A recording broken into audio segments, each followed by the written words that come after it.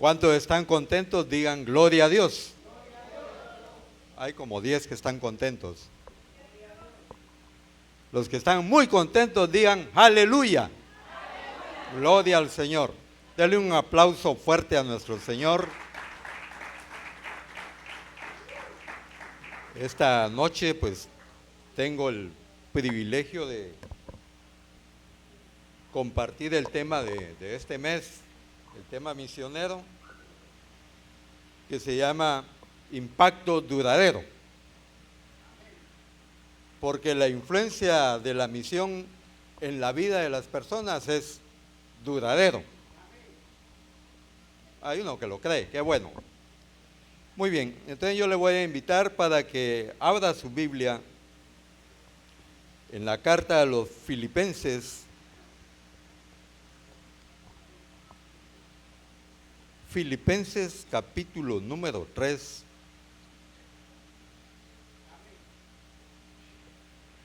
Se pone de pie, vamos a leer la palabra del Señor. Capítulo número 3, del verso 13 al 17.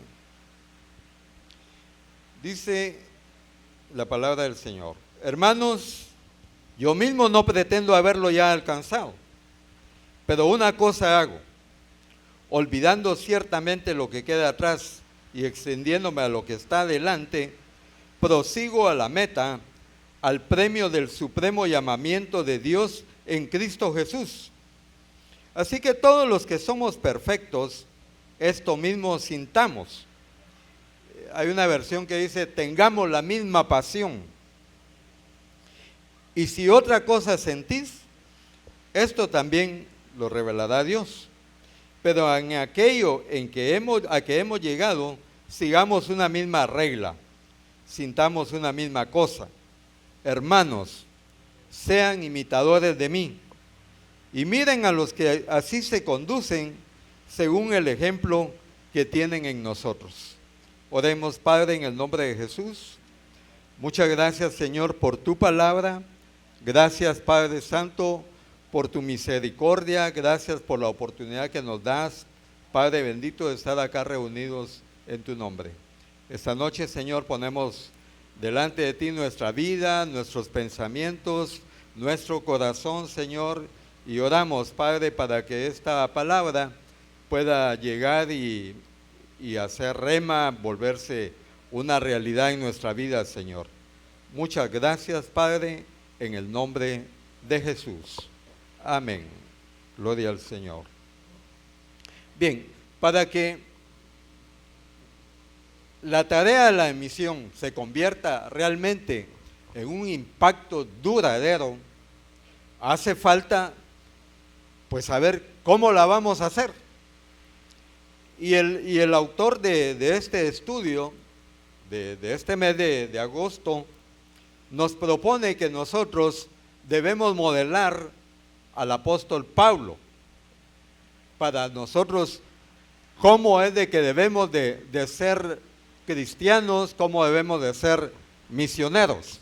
Porque misioneros, todos estamos involucrados en la misión. ¿Cuántos dicen amén? Amén. Entonces, él nos propone que nosotros, y el mismo apóstol Pablo en el pasaje que leímos, dice, sean ustedes imitadores de mí, imítenme. Bueno, ¿y quién era Pablo realmente? Pablo es tal vez el personaje o el cristiano más conocido, más influyente de toda la historia del cristianismo. Gracias, hermano. De tal manera que algunos, obviamente en un círculo que no es cristiano, dicen que Pablo es el creador o inventor del cristianismo. Él fue una persona dedicada totalmente a las misiones. Obviamente ya cuando tenía edad, ¿verdad? No de bebé. Y fíjense que en su ministerio, durante su ministerio, en los recorridos que él hizo, él recorrió más o menos, un poco más de 15,000 kilómetros. 15,000 kilómetros recorrió el apóstol Pablo. 15,000 kilómetros es más o menos que usted se vaya de aquí al Polo Norte, ida y vuelta. Es más o menos los kilómetros que él dedicó su vida y caminó todo eso, no necesariamente a pie, ¿verdad? Porque también lo hizo en barco. Bueno, también él fue tan influyente que, por ejemplo, la carta a los romanos durante mucho tiempo fue usada como material de texto en el curso de lógica en la Facultad de Derecho de la Universidad Harvard. Eso es algo muy, muy especial, ¿verdad? Porque Harvard es la universidad número 1 del mundo,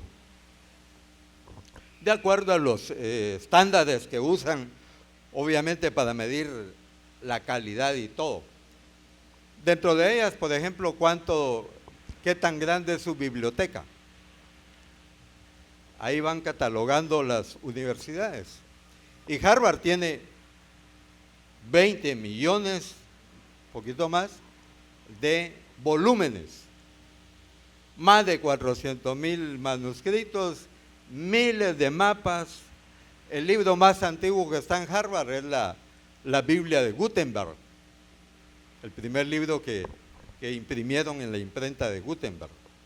Bueno, entonces de tal manera ha sido el impacto del apóstol Pablo que ahora se nos presenta a nosotros este reto de modelarlo, o sea, de que él sea nuestro modelo para nosotros hacer la vida cristiana o realizar las misiones. Pablo fue un judío, como él lo explica ahí en el libro, en la carta a los Filipenses, que no lo vamos a leer, pero yo espero que usted lea su Biblia y lea la carta a los Filipenses. Bueno, toda la Biblia es muy linda, ¿verdad? Como dijo hermana Yoli, toda es preciosa, pero lea la carta a los Filipenses, lea la carta a los Romanos, es algo muy hermoso. Algunos dicen que si no hubiera existido o si hubieran perdido los evangelios, con la carta a los Romanos era suficiente para predicar el evangelio. Entonces, Pablo era un académico, estudió, dice, él mismo lo expresa, que estudió a los pies de Gamaliel. Gamaliel era un rabino, un maestro judío, era como un doctor en la ley. Entonces Pablo era un académico, algo así como nuestro pastor Daniel, ¿verdad? Él está estudiando en un programa doctoral ya. Gloria al Señor. Usted le da un aplauso al Señor de gozo, de alegría, por tener un pastor de esa calidad, ¿verdad? Entonces el apóstol Pablo era un erudito.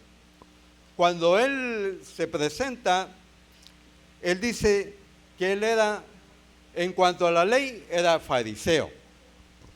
Los fariseos eran los perushim. Perushim así como perucho, o que perushim. Eran los perushim, ellos eran bien, ¿cómo se llama? Radicales en cuanto a la palabra del Señor. Tenían algunas diferencias con los saduceos, pero eso no es tema para hoy. Y podríamos preguntarnos nosotros, ¿y a quiénes le predicó Pablo el evangelio? Vaya conmigo a la carta a los Romanos en el capítulo número 15. Romanos capítulo número 15. Porque si no va a decir que solo le viene a hablar cuentos. Si ya lo tiene, Romanos capítulo 15, leamos del versículo 18, del 18 al 21. Dice, porque no me atrevería a hablar sino de lo que Cristo ha hecho por medio de mí, para la obediencia de los gentiles, con la palabra y con las obras, con potencia de señales y prodigios, en el poder del Espíritu de Dios, de manera que desde Jerusalén y por los alrededores hasta Ilírico, todo lo he llenado del Evangelio de Cristo. Y de esta manera me esforcé a predicar el Evangelio, no donde Cristo ya hubiese sido nombrado, para no edificar sobre fundamento ajeno, sino como está escrito, aquellos a quienes nunca les fue anunciado acerca de él verán, y los que nunca han oído de él entenderán. Bueno, aquí podemos decir así prácticamente que el apóstol Pablo, hablando del evangelismo, él no pescaba en peceras. Él no pescaba en peceras, y nosotros también, si queremos modelar, si queremos seguir el ejemplo del apóstol Pablo, pues tenemos que buscar personas que nunca, no que nunca hayan oído. Aquí en Guatemala, bendito Dios, ¿quién no ha escuchado, verdad? Pero personas que todavía no han reconocido a Jesucristo como el Señor y Salvador de su vida. A ellos es a quienes hay que compartirles la palabra. A ellos son a los que tenemos que traer algunos eventos. Ahí se hacen esfuerzos económicos, se hacen esfuerzos de logística en algunas actividades. Por ejemplo, la semana pasada estuvimos celebrando la Semana de la Familia. Entonces, para esas actividades debemos de traer a la comadre, al compadre, a los que no han reconocido a Jesús como el Señor de su vida. No venir jalando de otras iglesias, ¿verdad? Así, no pescando en peceras. ¿Y qué es lo que predicaba el apóstol Pablo? ¿Qué cree usted que predicaba? Miren ustedes, él predicaba un evangelio de victoria, un evangelio de éxito, un evangelio en el cual la gente estaba motivada porque iban a salir de la pobreza e iban a pasar a una riqueza. ¿Cuántos dicen gloria a Dios? Se van con la finta, ¿verdad? Bueno, mire qué es lo que predicaba. Primera de Corintios, vamos a la primera carta a los Corintios,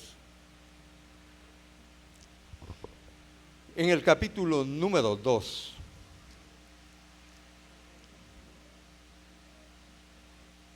Del 1 al 5. Así que, hermanos, cuando fui a ustedes para anunciarles el testimonio de Dios, en primer lugar dice, no fui con excelencia de palabras o de sabiduría, pues me propuse no saber entre ustedes cosa alguna, sino a Jesucristo y a este crucificado. Y estuve entre ustedes con debilidad y mucho temor y temblor. Y ni mi palabra ni mi predicación fue con palabras persuasivas de humana sabiduría, sino con demostración del Espíritu y de poder, para que vuestra fe no esté fundada en la sabiduría de los hombres, sino en el poder de Dios. Pablo no estaba predicando filosofía, no predicaba psicología, no predicaba pensamiento positivo, aunque a veces es rico, ¿verdad? Como comer, pizza, ¿verdad? Pero no vamos a comer pizza todos los días, sino que el apóstol Pedro dice, desead como niños recién nacidos la leche espiritual no adulterada, la palabra de Dios. Bueno, pues Pablo eso es lo que se propuso. Él no llegó a predicar así con mucha excelencia, con muchas palabras rebuscadas, sino que él dice, predicó a Jesucristo y a este crucificado. O sea que la predicación hasta cierto punto como que no era muy atractiva, ¿verdad? Porque ¿quién iba a querer seguir a un crucificado? De hecho, en Jerusalén, en años anteriores todavía encontraron unos dibujos que habían hecho desde el tiempo de la iglesia primitiva, donde estaba una imagen de un crucifijo y unos ahí adorándole y con orejas de burro. Porque así era, porque así dice el apóstol Pablo, es que esta es la locura de la predicación. Esta es la locura de la predicación. Entonces, en primer lugar, Pablo no pescaba en peceras, Pablo predicaba a Cristo Jesús. Pablo predicaba a Cristo crucificado. Ahora, ¿cómo era la actitud del apóstol Pablo? Y que nosotros también debemos de tomar esa actitud, porque cada uno de nosotros estamos llamados también a predicar el Evangelio. ¿Cuántos dicen amén? Amén. Vaya conmigo a la segunda carta a los Corintios en el capítulo número 11. Estamos viendo algunas características del apóstol Pablo, cómo es de que él llevaba su ministerio. Ya vimos que aquí, a quiénes les predicaba, qué predicaba. Ahora, ¿qué actitudes tenía él? Dije Primera de Corintios, capítulo número 2. No, perdón. Segunda carta a los Corintios, capítulo número 11. Es que está mi Biblia. Quisiera volar ahorita. Segunda de Corintios, capítulo número 11. Versículos del 23 al 28. Aquí está defendiendo porque habían aparecido, dice él, unos superapóstoles, unos que llegaron así y a pretender pedirle credenciales al apóstol Pablo. ¿Y cuál es tu cobertura? ¿Quién te enseñó? ¿Quién te mandó? Si él había plantado la iglesia de Corinto. Y llegan estas personas ahí a alborotar a esa congregación. Verso 23 al 28, ese es más o menos el contexto de esto. Son ministros de Cristo, hablando de esos superapóstoles. Como si estuviera loco hablo, dice. Yo más. En trabajos, más abundante. En azotes, sin número. En cárceles, más. En peligro de muerte, muchas veces. De los judíos, 5 veces he recibido 40 azotes menos 1, o sea, 39 azotes, 5 veces. 3 veces he sido azotado con varas. Una vez apedreado, cuando quedó medio muerto, ¿verdad? 3 veces he padecido naufragio. Una noche y un día he estado como náufrago en alta mar. Yo creo que aquí todavía no había pasado el naufragio cuando lo llevaban preso para Roma. En caminos muchas veces, ¿verdad? El camino recorrió 15,000 kilómetros. En peligros de ríos, peligros de ladrones, peligros de los de mi nación, peligros de los gentiles, peligros en la ciudad, peligros en el desierto, peligros en el mar, peligros entre falsos maestros, en trabajo y fatiga, en muchos desvelos, en hambre y sed, en muchos ayunos, en frío y en desnudez, y además de otras cosas, lo que sobre mí se agolpa cada día, la preocupación por todas las iglesias. Usted que el ministerio de él fue bien sufrido, ¿verdad? No fue nada fácil. Él caminó muchos kilómetros, pero no andaba de paseo. No andaba tomándose selfies, no andaba en un viaje turístico, sino que él realmente la pasaba mal. ¿Y nosotros cómo somos para participar en las actividades de la iglesia? ¿Cómo somos para la célula? Somos así. Bueno, ustedes son decididos. Estoy hablando a los que nos están viendo por la tele.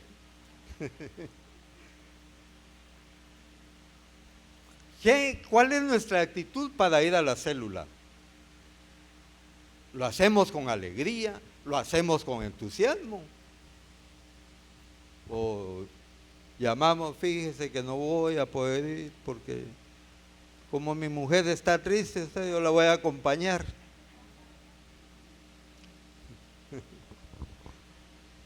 O mi mujer no me dio permiso. Eso se da. Va. Entonces, Pablo era una persona comprometida, apasionada por el Evangelio, apasionada por las misiones. Y el autor de este tema, de este mes, nos propone que nosotros también le pongamos esa pasión por las almas, que es lo que al final es la razón de ser de la iglesia, pues. Ahora, él fue realmente tremendísimo, ¿verdad? Pero ¿qué fue lo que lo impactó a él? ¿Qué fue lo que hizo que él tuviera ese entusiasmo, esa entrega, al punto de decir, para mí el vivir es Cristo y el morir es ganancia? Y no sé si lo mejor para mí sería morir, dice, porque si me muero me voy con Cristo, pero por ustedes pues voy a seguir todavía un poco más de tiempo. ¿Qué fue lo que lo impactó a él? Realmente hubieron dos acciones, aunque creo yo que están en la misma. En primer lugar, que él sabía que tenía un llamado. Él tenía un llamado a predicarle a los gentiles. Y por esa bendición es de que nosotros estamos hoy aquí reunidos también. Porque él marcó un ejemplo, puso la tarea de cómo se debería de hacer. Y nosotros también debemos de aprender. Él, donde no lo vamos a leer ya para ir un poquito más rápido, pero él dice, cuando agradó a Dios que me había escogido desde el vientre de mi madre. Usted también tiene un llamado. ¿Cuántos creen que tiene un llamado? Mejor no digan amén, solo levante la mano. ¿Ah? Sí, es mejor así. Sí, ya cansado, ya habló sus, ¿cuántas? 20,000, 30,000 palabras. Entonces, todos estamos conscientes que tenemos un llamado. Vaya conmigo a Romanos capítulo 8. Ahí está un pasaje que nos encanta, ¿va ustedes? Romanos capítulo 8. Verso 28. Si ya lo tiene, diga amén. Amén. Sí. Dice, y sabemos que a los que aman a Dios, todas las cosas les ayudan a bien. Estoy hablando del llamado. Esto es a los que conforme a su propósito son llamados. Porque a los que antes conoció, también los predestinó. Mire, eso de la predestinación, usted ya sabe que no es de que Dios le puso un sello a cada uno, a este sí, a este no, a este canchito sí, a aquel de allá, no, ese no. No, la predestinación es porque Dios, en su omnisciencia, ya sabía de antemano quiénes íbamos a responder al llamado que Él nos hace. Por eso dice también que el Señor Jesús, por el gozo puesto en la cruz del Calvario, por el gozo puesto delante de Él, soportó la cruz. ¿Por qué? Porque Él ahí ya estaba viendo que Susi iba a ser pastora. Ya la estaba viendo, ya estaba determinando, ahí estaba viendo a Aníbal, ahí estaba viendo a cada uno de ustedes, y por ese gozo puesto delante de Él, soportó la cruz, porque sabía que no era algo por gusto, ¿no? Entonces, eso es la predestinación.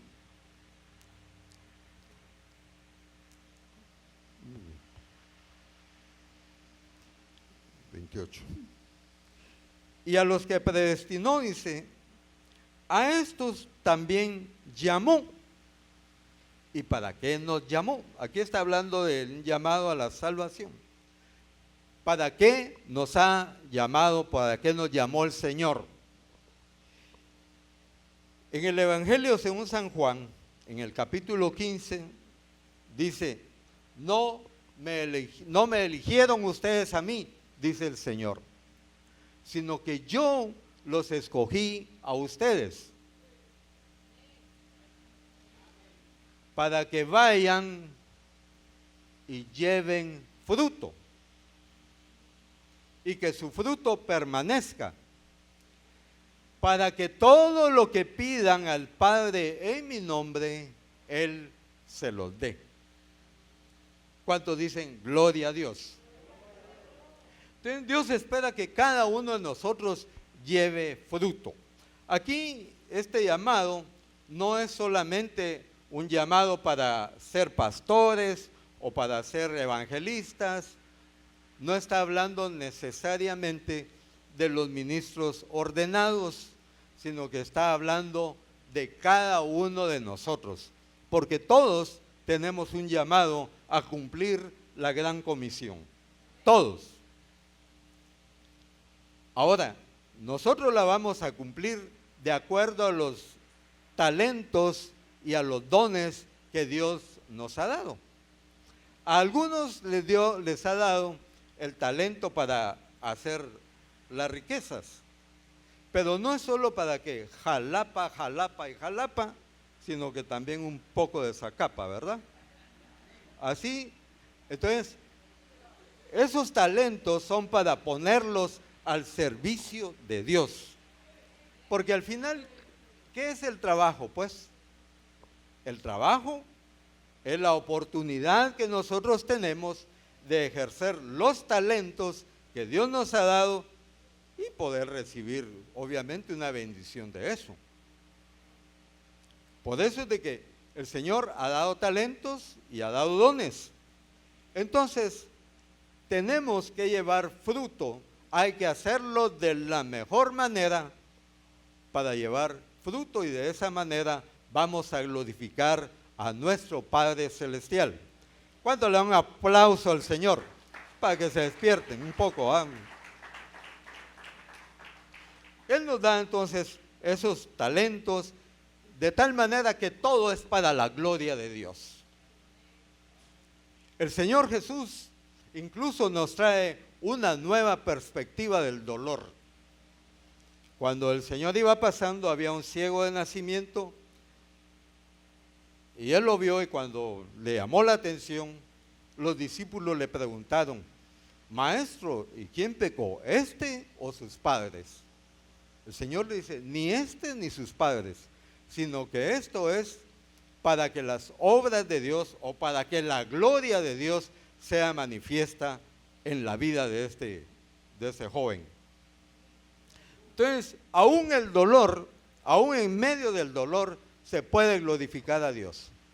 Aquí hay familias que realmente nos muestran a nosotros, nos motivan, nos inspiran a seguir, porque aún en medio de las circunstancias del dolor, enfermedades, tantas cosas que nos pueden ocurrir, porque en el mundo van a tener aflicción, dice el Señor, pero ellos están firmes aquí, sirviéndole al Señor, y eso realmente glorifica a Dios. Muy bien, entonces, ya vimos que usted también tiene un llamado.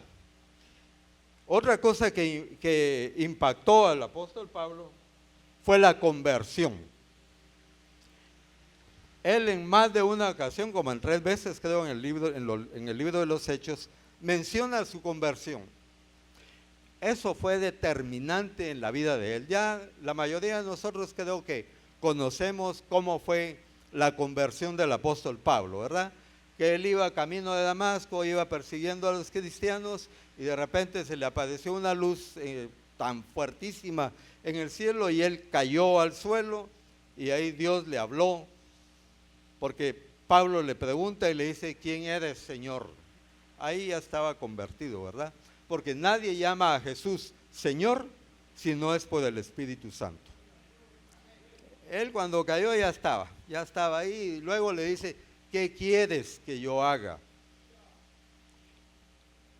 Nosotros también, pues yo no sé qué tan impactante ha sido o fue nuestra conversión, pero yo sí me recuerdo perfectamente, no tengo ni que cerrar los ojos para ver cómo estaba yo cuando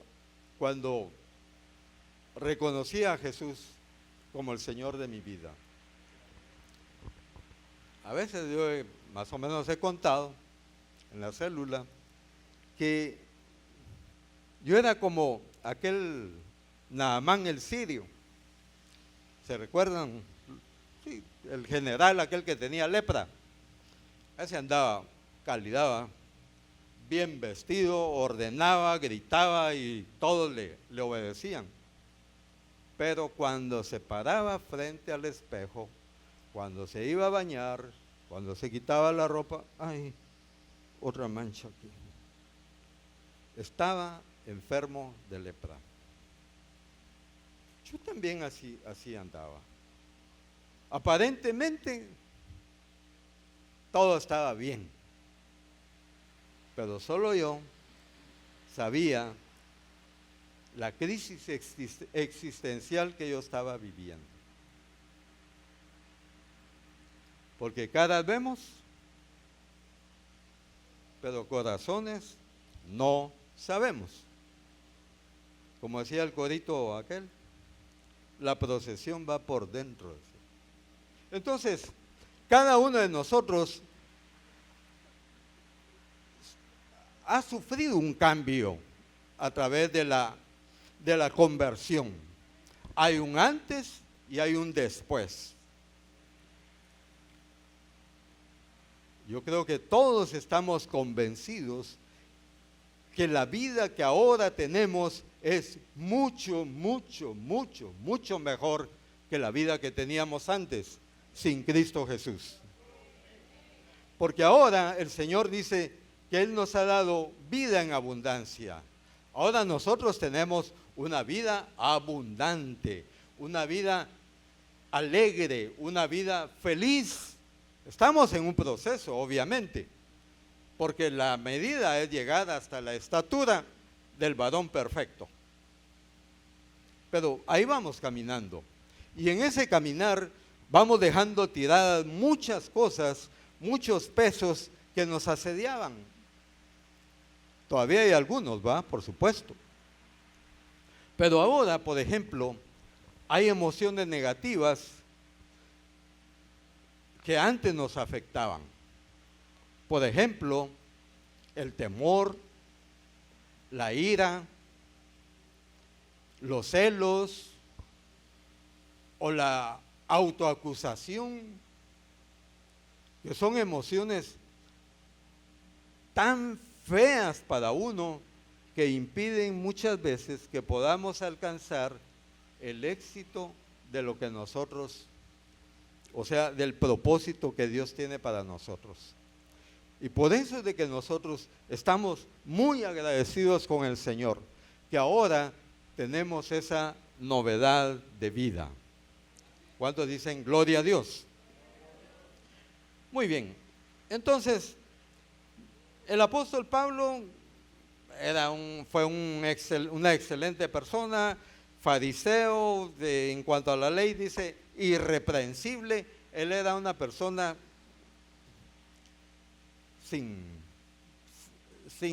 irreprensible, pues, aunque estaba totalmente equivocado. Cuando él recibió esa visión, cuando él tuvo esa conversión y recibió su llamado, él cambió todo lo que era, como dice, todo esto que yo tenía, que de lo cual podía gloriarme, ahora lo tengo como basura. Usted ya es convertido, estamos empezando a vivir una vida, una mejor vida, una vida abundante. estamos agradecidos con Dios. Entonces, ¿por qué no le ponemos un poquito de más ganas? Tenemos metas. Allá están puestas las metas. Hay metas de crecimiento numérico. Queremos 20 nuevas células.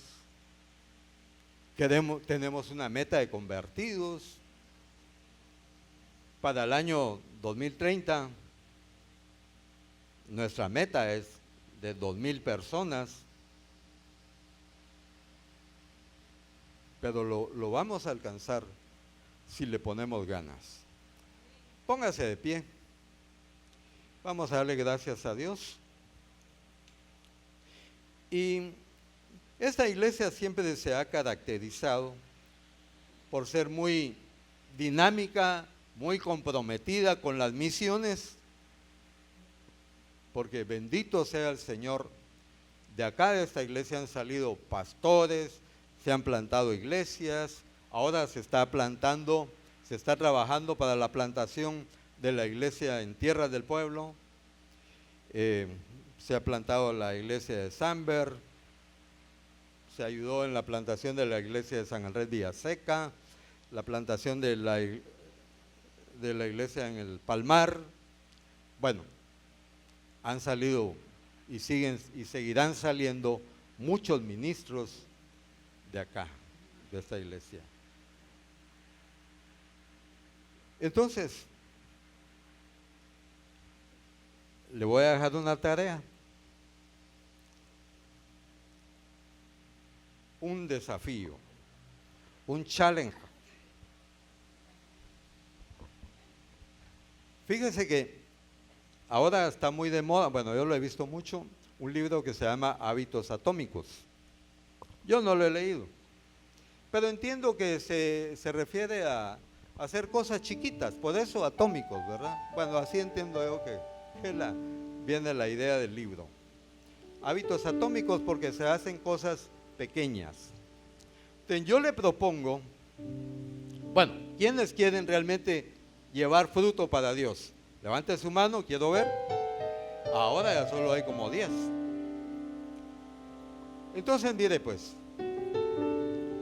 usted propóngase hablarle del Señor Jesús.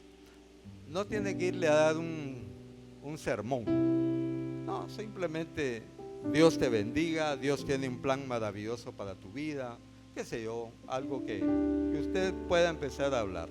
Hágalo con una persona cada día, solo una, con una persona. Yo ya tengo 15 días de estarlo haciendo. Y es bonito, con personas que usted no, bueno, que conozca o que no conozca, ¿verdad? Tal vez a la señora que le vende las tortillas usted nunca le ha dicho ni Dios te bendiga. Pues vaya y dígale algo, hágalo. Y esto va a ser de beneficio en todas las áreas de su vida. Muy bien, démosle gracias a Dios. ¿Cuántos aceptan ese desafío? Quiero ver, levante su mano. Muy bien. El Señor lo está viendo, Padre, en el nombre de Jesús. Tú conoces, Señor, y has visto, Padre amado, a cada uno de los que nos hemos comprometido, Señor, a compartir algo, una palabra tuya, Señor, a algunas personas que nos encontremos, no sé, en el bus, en el mercado, donde quiera que estemos, Padre. En el nombre de Jesús, muchas gracias, Señor, y oramos, Padre, por el crecimiento de esta congregación, que tu nombre se siga bendiciendo, que tu nombre siga siendo adorado, bendecido, glorificado, Señor, a través de todo lo que hagamos en esta hermosa congregación, Señor. Oramos, Padre, en el nombre de Jesús. Amén, amén y amén. Démosle un fuerte aplauso al Señor. Gloria al Señor. Hola, ¿qué tal? Es un gusto poder saludarte ahora. Si deseas recibir a Jesús como tu Salvador, te invito a que repitas esta oración conmigo. Señor Jesús, gracias porque me amas. entiendo que te necesito. Señor, quiero ser salvo. Te pido perdón. Desde hoy, Señor, te agradezco porque tú me estás salvando. Gracias por darme esa nueva vida. Gracias por escribir mi nombre en el libro de la vida. Señor Jesús, desde hoy te agradezco. Amén. Si tú has hecho esta oración, tú eres una nueva criatura, una hija o un hijo de Dios. Él te ha salvado. Ahora queremos saber acerca de ti. Llámanos a los teléfonos que aparecen en tu televisor. Escríbenos a la dirección cnf@iglesianuevafamilia.com o visítanos aquí en kilómetro 1, carretera San Francisco Zapotitlán, Mazatenango, Suchitepeques. Iglesia de Dios, S. Nueva Familia, Dios te bendiga.